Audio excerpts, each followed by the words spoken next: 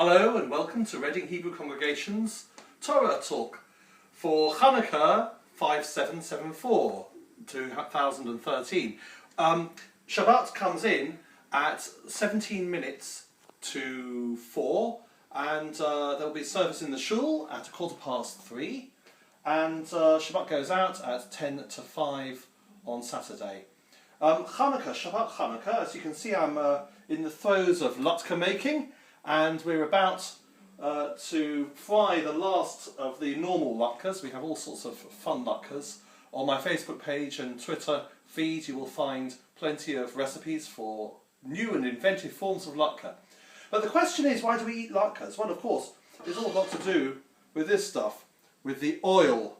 And of course we all know the story of how the oil that was needed for the menorah at the rededication of the temple lasted for 8 days by a miracle, and they were able to bring special oil for the temple for the day afterwards. So it lasted, that miracle lasted for 8 days, and so we light candles for 8 days.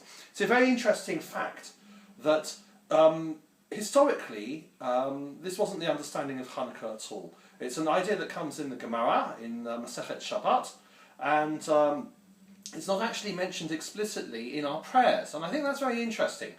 And I think that tells us something very interesting about the nature of Chanukah, and perhaps it's something that we can learn from today. Chanukah originally was seen as being a festival of liberation, a bit like Yom HaAtzmaut in our own days. It's a festival of liberation, of the independence of the State of Israel. And the Jews of those days in Judea did gain independence from the Greeks through force of arms and the valour of the Maccabees themselves. And when they came to the temple, they hadn't actually been able to celebrate Sukkot properly.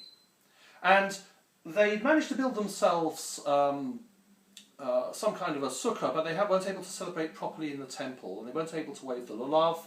And so what they did was they celebrated Sukkot. Sukkot, of course, goes on for 8 days. And if you are particularly religious and you celebrate Chanukah properly, you'll also notice that we say Hallel for all 8 days of Chanukah. We don't say Hallel on Purim, which is very interesting, because that festival should also be given the same sort of importance. So why don't we say Chanukah? Why don't we say Hallel on Purim when we only say it on Chanukah? I'll leave that perhaps till Purim. But all these customs must have given rise to the practice of celebrating Chanukah, rededication or dedication of the temple, for 8 days. But of course, with the advent of the horrible end of the Hasmonean dynasty, of course the Romans, who helped us to achieve liberty from the Greeks, also they ended up being our masters and ruling us.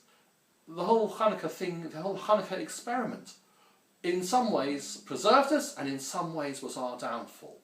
And so you could say that Chanukah morphed into a festival around the miracle of Jewish survival. And perhaps that is what that oil represents. So, enjoy your latkes.